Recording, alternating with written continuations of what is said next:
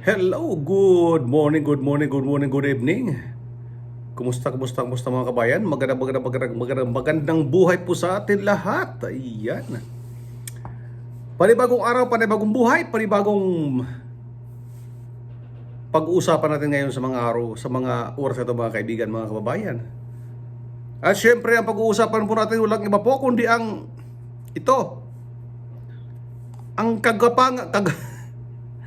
kabubuhan, kagaspangan ng utak nito. Ha? Inubo ko, meron ako malamig iniinom. Ha?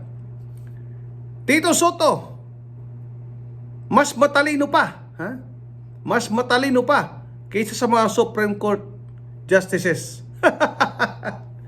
Ang putang ina. Ha? Ang mga justices po mga kababayan, mga kaibigan, ha? Bago po yan ma-appoint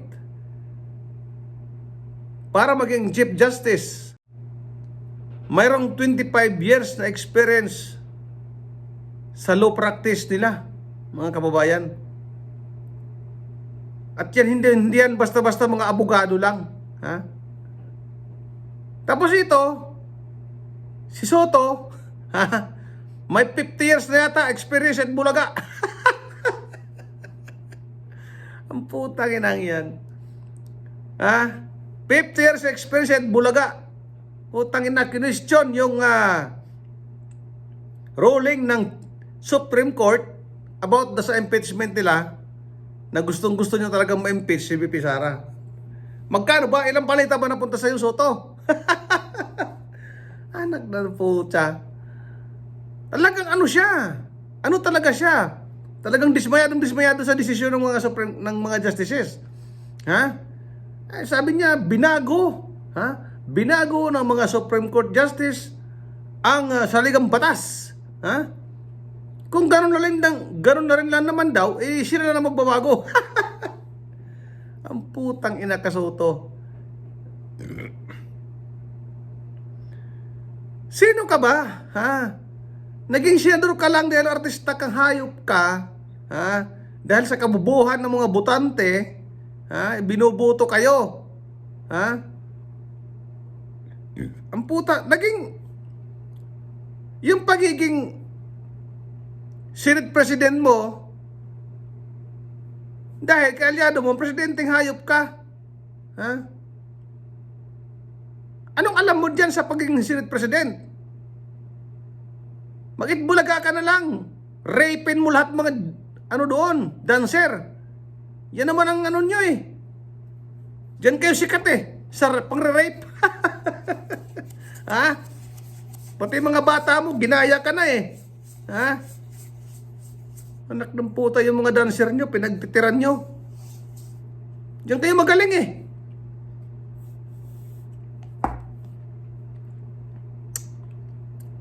Talagang ano siya, dismayado.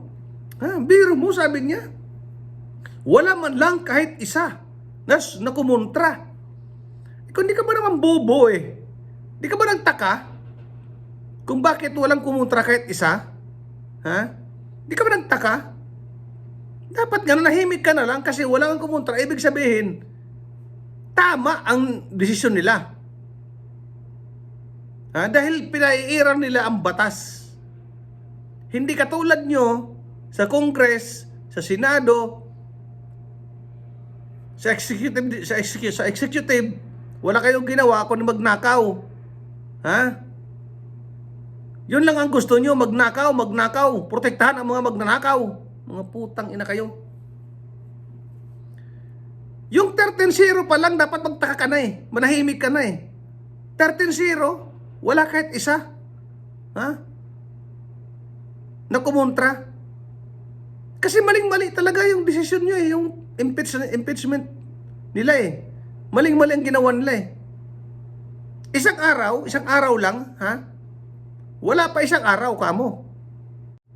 Bumirma lahat yung mga animal na hindi binasa kung ano yung complaint. Mababasa ba nila agad yon ng minuto lang? Hindi. Pagkapirma, tanggap ng bilyong cheque. Ha, ganun. Ang putang ina ngayon sa Pilipinas, wala nang ano. Wala nang pakialam ang mga bangko. Ha? Wala nang asan ang AMLAC? Ha? Ang AMLAC wala nang kwenta. Walang kwenta ang banking system sa Pilipinas. Bilyon-bilyon, milyon-milyon. Niwi-withdraw ng walang tanong-tanong. Putang ina. Anong klaseng gobyerno? Ikaw, Soto, wala kang alam. Hayop ka. Tapos, idideklara. Tangina talaga, oh.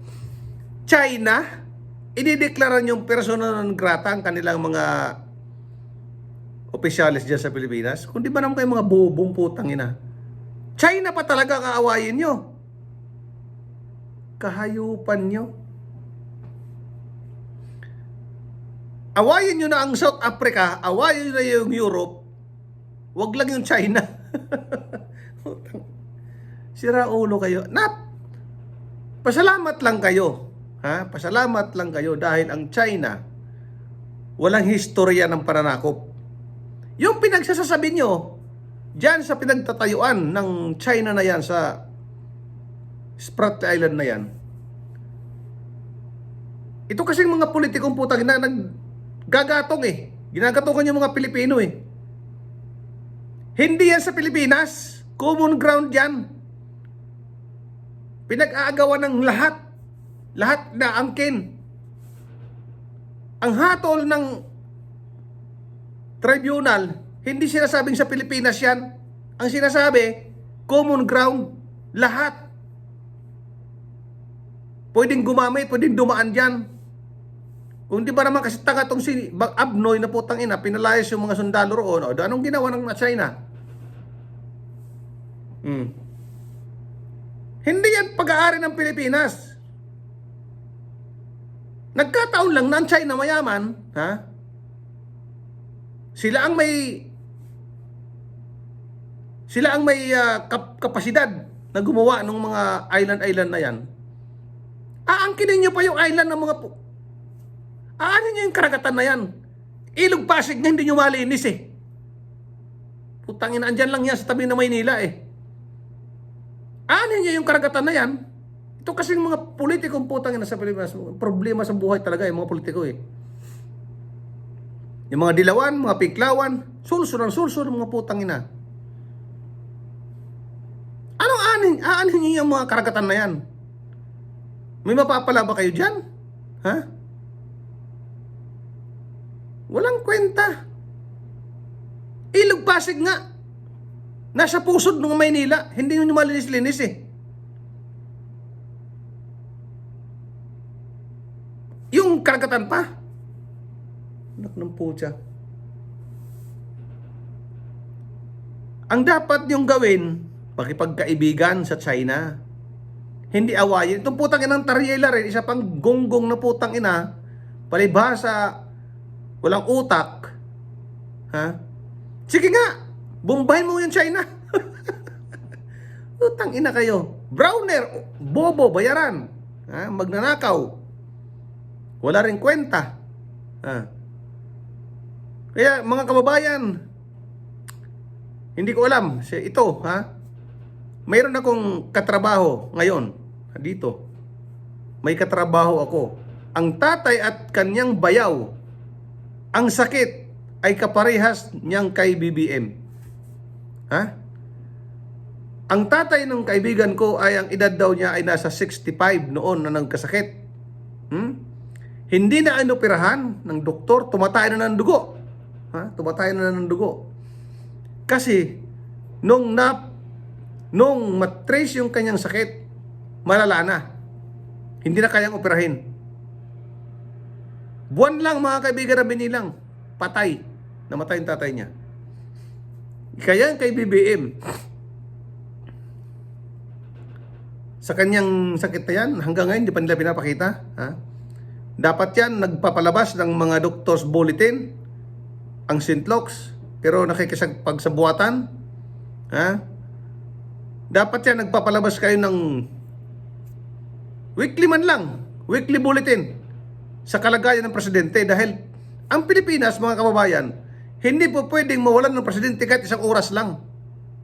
Ha? Kung hindi nagpapangsyon yung bulok na presidente na yan, magpahinga muna siya, magbakasyon muna siya, magpagaling siya, ibigay niya muna kay VP Sara yung posisyon. Ibigay niya muna kay VP Sara para maganda yung laban. Pero hindi niyo gagawin yan, alam ko. Hindi niyo gagawin dahil takot kayo, mauubos kayong mga putang ina kayo. Ha? Mga kababayan, hanggang dito lang po muna tayo. Hanggang sa susunod, maraming salamat. Thank you, bye-bye.